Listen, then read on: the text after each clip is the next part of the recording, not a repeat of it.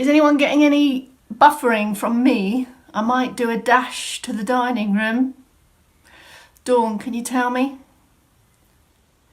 Am I cutting out? Good morning, Scotland's in. Bob's been crowbarring already. Sorry, I've finished my sentence. If this is the movement snack you're after, please stay. If it's not, scroll back and have a look.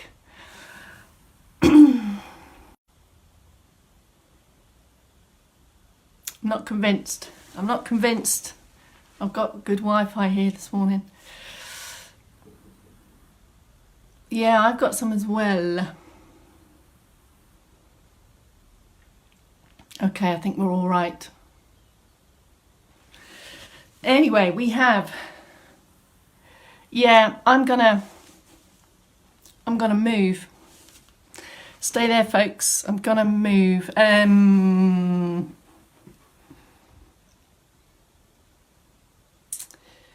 Wi-Fi okay in Bristol.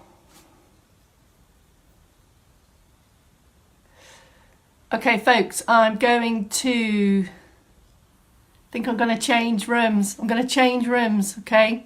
So I'm going to finish this. I'm going to dash through to the dining room because the Wi-Fi isn't good. I'm moving to the dining room, yes. Okay, stay there. I'm coming back.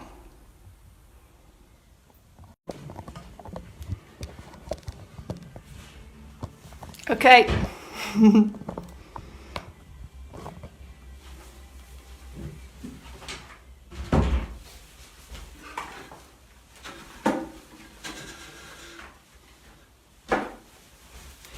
That was a quick change. I think we're okay now. Can you see it? That was a very technical, a technical trick called put your thumb over the camera hole.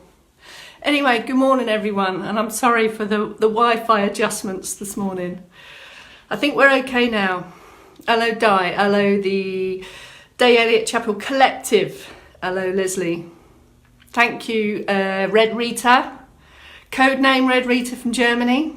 Loud and clear. Thank you. Alison's in the lounge.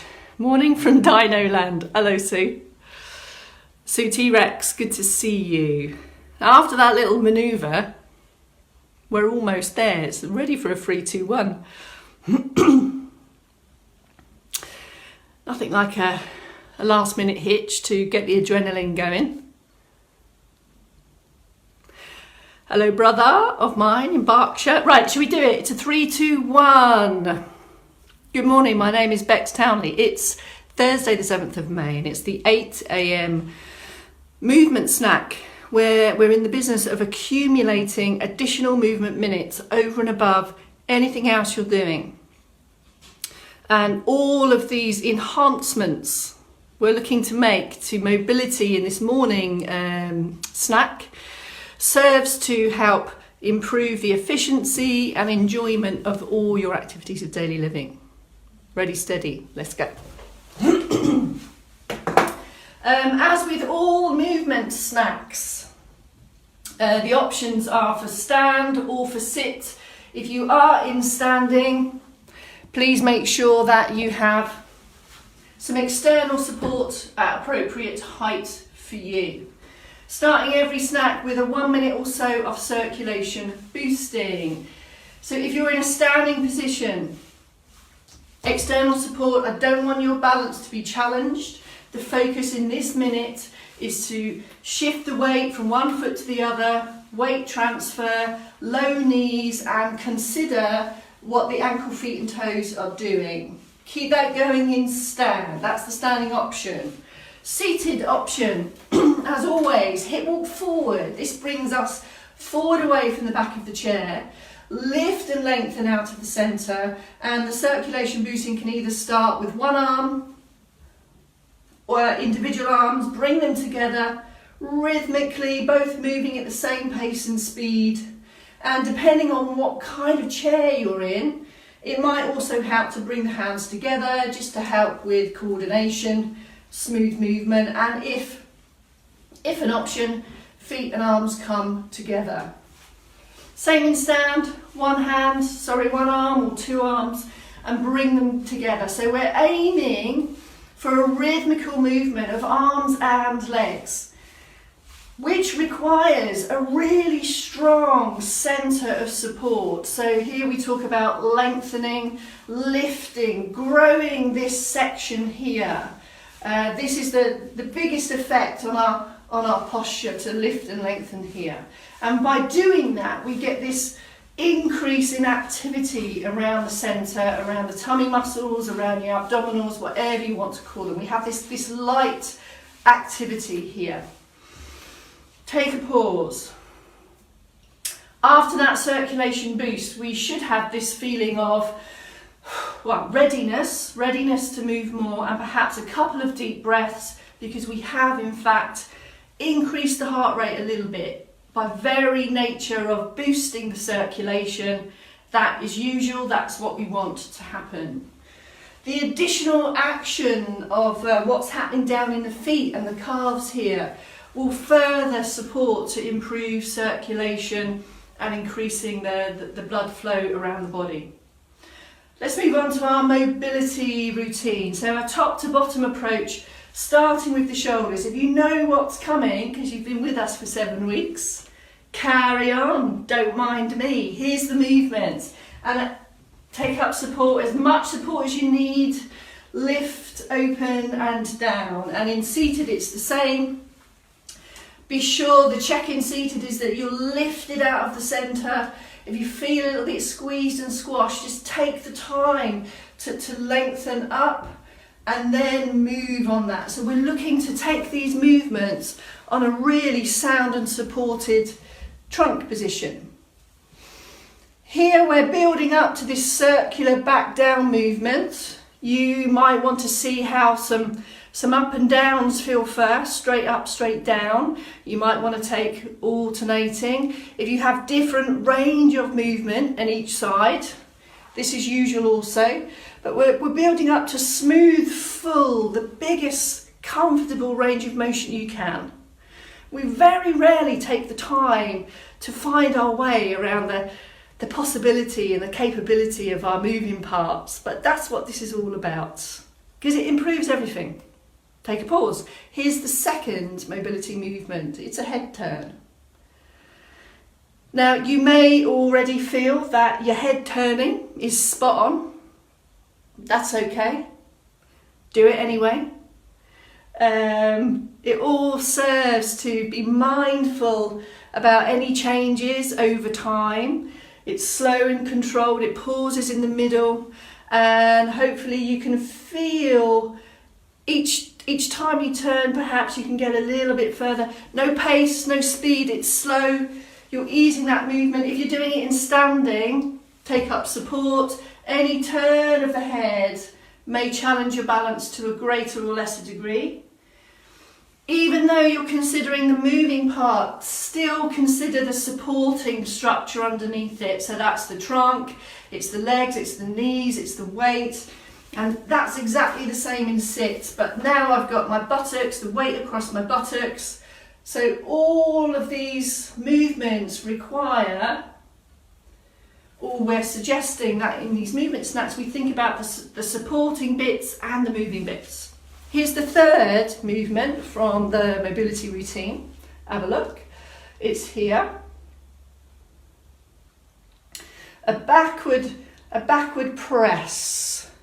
Depending on your posture positions already, this may be a small or it may feel like a larger movement. Same rules apply, just move into that position that's comfortable for you, shouldn't be painful, shouldn't be uncomfortable, but there for sure will maybe a feeling of effort and sensations of moving or perhaps stretch. Keep the nose line forward. If I were to do that movement facing you, can you see there's no change to the angle of my neck or my head?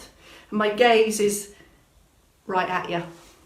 Okay, so that's our three mobility movements that really all work together to support gaze, turn, reach, grab, shoulder mobility and neck mobility and head mobility are all linked to everything. Let's have a boost, bit more boost, bit more ankles, feet and toes. Peel the heels off first and the toes come off last, and then the toes go down first. So we transfer through the feet and toes, and we want to optimise ankle and foot movement. Any standing activity is going to require constant movement from ankles, feet and toes. In seated, it's the same. Have a glance. Is it happening? Have a look. Have a look. If it's not, just slow it down, and you might want to take the heels first, or you might want to take the toes first. So just try to get those feet to work for you. Here's the trunk movements. Another trio, a set of 3 for the 3, I guess, fundamental movements that are already in your activities of daily living. In standing, we take up a wider base. My knees are a little bit bent.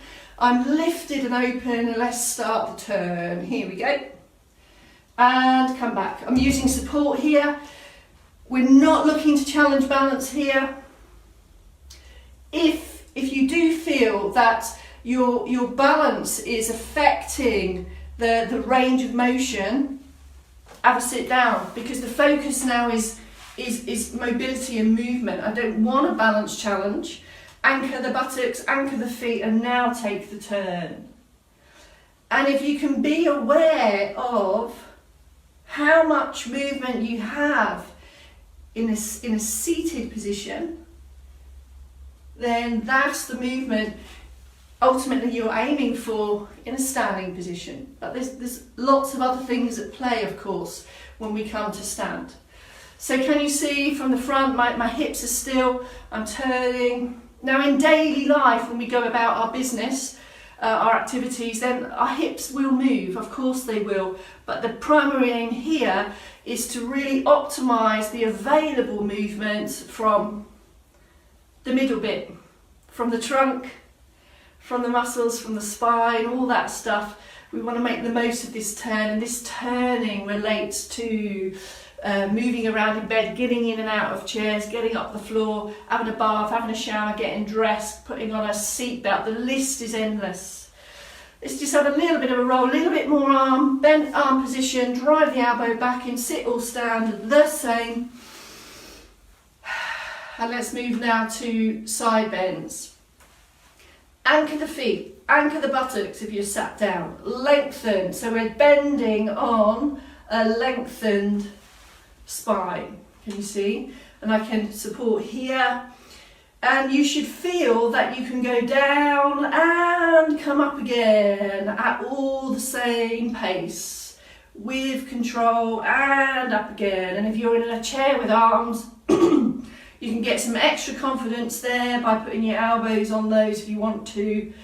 You might want to have a little pause in the middle. If you start to feel that you're sagging and you're starting to bend on not the best position, have a rest and then go again. We're aiming for 4 or 5 of these in each direction. In standing, keep using the support. Can you see I'm only going sideways and back? And this one is everything about our reaching, grabbing, functional reach. Take a pause. Have a little bit more move through the feet, a little bit more circ boost, steady. And perhaps now, just maybe increase with control the height of the knee. Just a few, but not necessarily in the chair. So in the chair, if lower limb, an option, go for some extensions as well. If lower limb is not an option, focus on the lift and shift of the hips through the hip walk position. Third trunk trio movement. I'm going to turn sideways so you can see. Here it is in seated. From usual posture to lift to upright posture, plus an extra extend and return. We move in and out of these. Each one should be as good as the one before it. So have a little pause after each one. We can also put a hand behind here to give us some extra guide on that. Take your time. In stand, close to a support. There's no weight shift here. The weight stays even across my feet. If you feel steady and stable, if balance is not a concern, you might want to put your hands here. And can you see the only thing moving is my lower back and my spine. Hips don't move. No thrusting. No thrusting. And this one, we did a lot of crowbarring on this yesterday. We spent a lot of time in flex bendy over positions. So the back muscles can suffer from that. So we want to bring it up and get an extra bit of mobility and start to work towards a stronger back position. Ankles then, folks. We're on ankles. Now, in making the most of this circuit boost, we've already started to get ankles, feet and moving. Now we're going to focus even more. Here's the seated options. Come all the way back into the chair for one of the seated options. Foot just off the floor. Still got my knee bent. And have a look at this. Watch this happen. If you're working to progress, to improve your time in tolerance and walking and standing, we've got to have these ankles and feet and toes working. So it's a forward and a back press. Forwards and back. That's putting the toe down. And this action here is picking the toes off the floor as we walk. Obviously the same on the other leg. If you've exhausted that one, by which I mean you have full comfortable range of movement on that, you might want to progress it, come forward to do the same as the standing option, which is this. So can you see in this option there we've got some hip action going on as well. So try that one. In standing it's the same, support. Have a glance down, check that it is doing what we want it to do. Have a look, and then if you can, look ahead. But it's really important that we see what's happening so we can better learn and understand. And remember, for every moving part, there'll be a supporting parts. This whole structure here serves to support what's going on with the moving part. And that's the beauty, I think, of these movement snacks, or one of them. We have time to look and watch and feel. It's not just about that, it's about this as well. And if we can help our supporting parts and our moving parts, then activities of daily living can become considerably easier or less concerning. All right, that's our movement snack. Sorry about the shift move, the smooth move from the lounge to the dining room. Crowbar in between now and the 12 p.m. we're going to be looking a little bit more at some standing balance type activities. So you might want to crowbar in some knee bends with the hip hinge, with perhaps the functional reach on that, so we can make that a little bit more functional. And you might want to start to have that position, that knee bend position. Or you may want to revisit our directional stepping just to get you ready for the lunchtime snack, which will be happening at 12 o'clock noon. So if you'd like to book a table for that snack, come on in. I'll put out the call about 30 minutes before. Keep on moving. Every movement minute counts. We're accumulating additional stuff. So go into your day, deploy that mobility into your day, and report back if you want at 12 o'clock. Until then, fair movement snackers, adios.